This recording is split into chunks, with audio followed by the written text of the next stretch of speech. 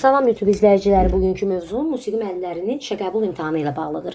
Hansı müəllimlər imtahanda iştirak edə bilərlər? Artıq bu barədə bundan öncəki videoda da sizlər üçün qısaca bir rolik şəklində çəkdim və bugün də daha ətraflı şəkildə sizlərə şərh etmək istəyirəm ki, attestasiya imtahanının birinci mərhələsində və ikinci mərhələsində işinə birbaşa xitam verilmiş, həmçinin təkmilləşməyə düşən müəllimlərin hər biri imtahanda iştirak edərək yenidən işlərinə geri dönə biləcəklər.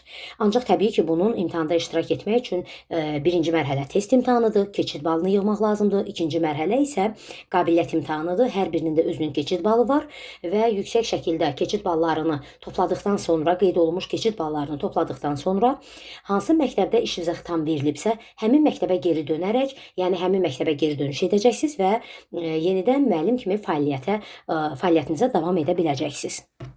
İmtahan hansı formada keçirilir? Dövlət İmtahan Mərkəzinin mərkəzi tərəfindən test imtahanı birinci mərhələ test imtahanından ibarətdir.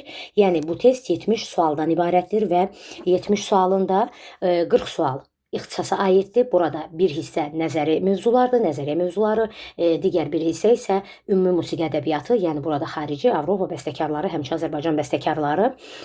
Bundan əlavə yerdə qalan 30 sualımızın 10 sualı dünya görüşü, 10 sualı məntiq, 10 sualı isə pedaqogikaya aiddir.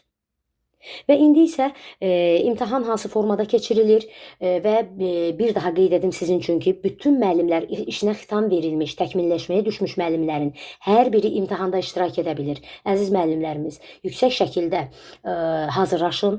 Bütün mövzulara bilirsiniz ki, burada yəni tək ixtisasdan soruşulmur, bütün mövzular əhatəli şəkildədir və gözəl şəkildə hazırlaşaraq imtahanda iştirak edin. Səhv düzü aparmır. Buna görə də bildiyiniz, əmin olduğu suallara cavab verərək keçid balını gözəl şəkildə də toplaya bilərsiniz.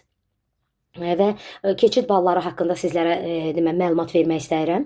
Bakı şəhəri üzrə keçid balı deməli 49 plus təşkil edir və qeyd edim sizin üçün ki, artıq keçən illəri attestasiya imtahanının birinci mərhələsində təkmilləşməyə düşmüş müəllimlər işə qəbul imtahanında iştirak etdilər. Yəni bilirsiniz ki, yəni işə qəbul imtahanı yalnız həmin müəllimlər üçün açıldı və müəllimlərimiz orada iştirak edib. Bir çox müəllimim işinə geri döndü və bu əlçatmaz deyil. Yəni hazırlaşaraq, gözəl şəkildə üzərinizdə işləyərək yenidən çıxdığınız məktəbdən, azad olunduğunuz məktəbdə müəllim kimi yenidən fəaliyyət göstərə biləcəksiniz.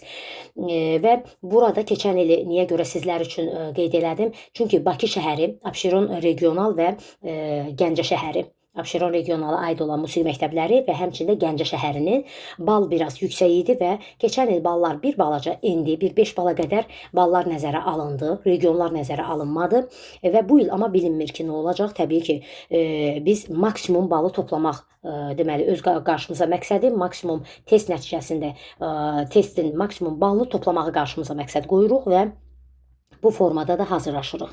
İndi isə keçid balları haqqında sizlərə məlumat verim ki, Bakı şəhəri üzrə 49 plus təşkil etdi keçid balı, təşkil edəcək keçid balı. Gəncə şəhəri, həmçinin Sumqayıt və Abşeron regionalı üzrə musiqi məktəblərinə işə qəbul keçid balı 42 bal təşkil edir. Yəni adını çəkdiyim şəhərlər üzrə keçid balı 42-dir. Digər rayon və şəhərlər üzrə keçid balı isə ümumi 35 bal təşkil edəcək. Və birinci mərhələ Dövlət İmtahan Mərkəzinin təşkil etdiyi test imtahanıdır. Burada 70 sual, hansı ki adlarını qeyd etdim sizin üçün. Yəni bu 70 sualın bildik ki 40 ixtisasdır, digər 10 dünya görüşüdür və burada dünya görüşünə ümumi baxmaq lazımdır. Bundan əlavə deməli 10 məntiq, 10 dənə də pedaqogikadır bura aid olan. Yəni bacardığımız qədər hər birindən suallara cavablandırmaq lazımdır ki, bu biz üçün yüksək keçid balımız yüksək olsun.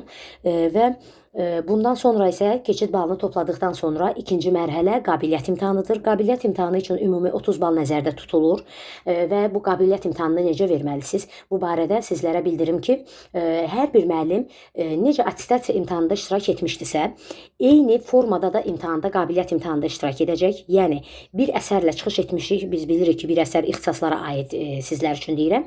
Bir əsər var idi. Yəni bu sanat ola bilər və yaxud da polifonik əsər ola bilər və yaxud da xalq çalğı alətləri üçün istənilən bir böyük formalı konsert və yaxud da hər hansı bir piyes olardı.